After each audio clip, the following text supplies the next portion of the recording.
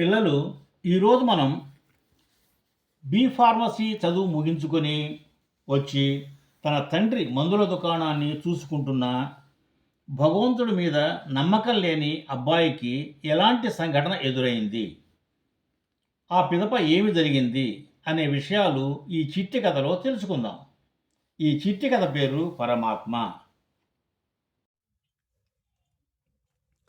శ్రీకాకుళం దగ్గరలోని ఒక గ్రామంలో రామశర్మ అనే వ్యక్తి నివసిస్తూ ఉండేవాడు.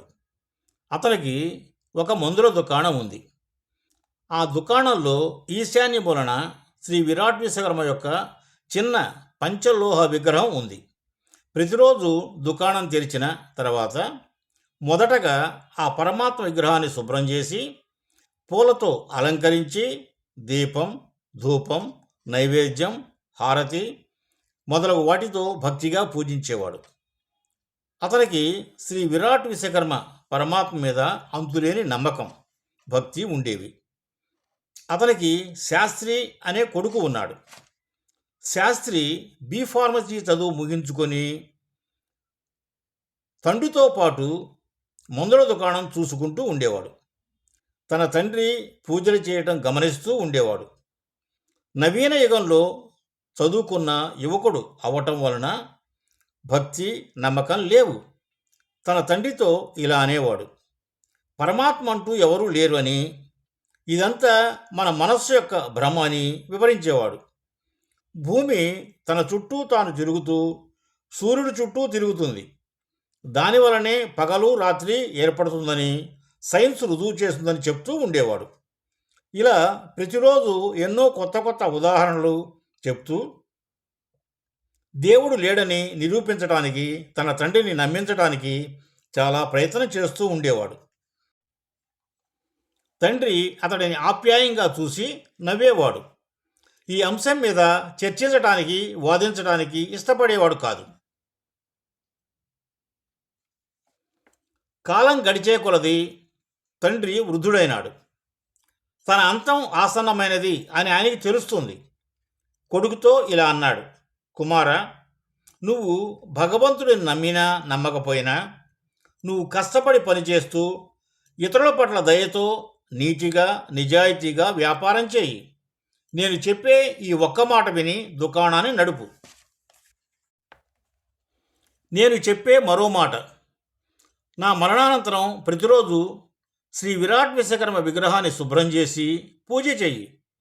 నీకు ఎప్పుడైనా ఏదైనా సమస్య వచ్చినప్పుడు చేతులు జోడించి ఆ పరమాత్మకు నీ సమస్య చెప్పుకో. నేను చెప్పినట్లు ఈ పనిని తప్పనిసరిగా చెయ్యి. కొడుకు దానికి ఒప్పుకున్నాడు.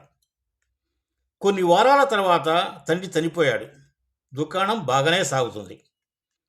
ఒకరోజు వర్షం విపరీతంగా కురుస్తుంది. శాస్త్రి రోజంతా షాపులోనే కూర్చున్నాడు.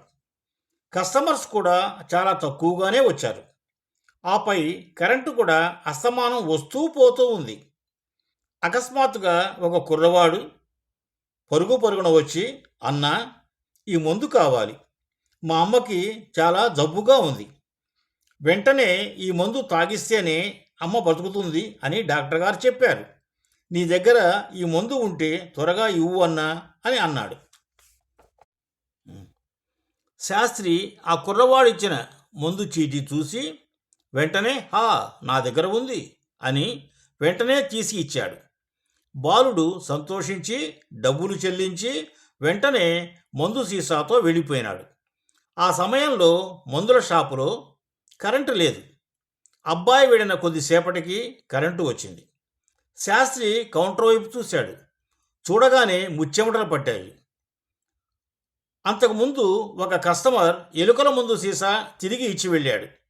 వెలుతురు లేకపోవటం వలన దానిని సరైన స్థలంలో పెట్టలేదు. ఆ బాలుడికి చీటీలోని మందు సీసా బదులు ఎలుకల మందు సీసా ఇచ్చాడు. ఆ బాలుడికి చూస్తే అంతగా చదువు రాదు. హే పరమాత్మ, నన్ను నీవే రక్షించాలి. ఏమిటి ఈ విపత్తు అనుకుని తన తండ్రి మాటలు గుర్తుకు వచ్చి వెంటనే బరువెక్కిన హృదయంతో శ్రీ విరాట్ విశ్వకర్మ విగ్రహం ముందు ప్రార్థించడం మొదలుపెట్టాడు. ఓ పరమాత్మ, పరబ్రహ్మ, మీరు ఉన్నారని నా తండ్రి ఎప్పుడూ చెప్తూ ఉండేవాడు. మీరు నిజంగా ఉన్నట్లయితే ఈరోజు ఈ అవాంఛనీయ సంఘటన జరగనివ్వకండి. కొడుకు చేత తల్లిని విషం తాగనీయకండి. ప్రభు, ఈ విషాన్ని తాగనీయకండి. మొట్టమొదటిసారిగా అసంకల్పితంగా భగవంతుడిని వేడుకున్నాడు. 5 నిమిషాలు గడిచింది. అన్నా అని అప్పుడే వెనక నుంచి ఒక గొంతు వినిపించింది. అన్నా, నేను బురదలో జారిపడిపోయాను. మందు సీసా కూడా పడి పగిలిపోయింది. దయచేసి నాకు మరో సీసా ఇవ్వన్నా అని అడిగాడు.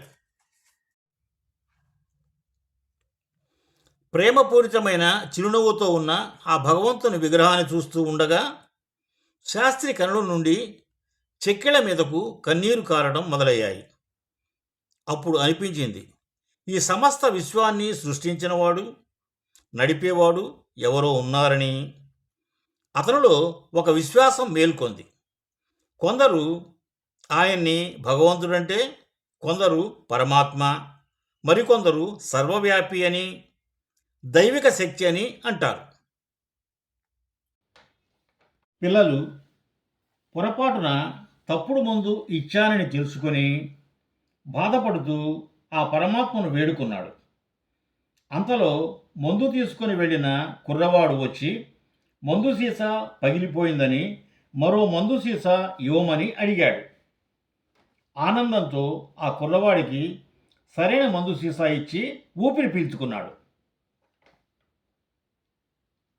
ఇప్పుడు ఒక వాక్యంలో ఈ కథలోని నీతిని చెప్పుకోవాలంటే, ప్రేమతో భక్తితో నిండిన హృదయంతో ఆ భగవంతుడిని వేడుకుంటే సమస్యకు పరిష్కారం ఎప్పుడూ దొరుకుతుంది. ఇదే ఈ కథలోని నీతి.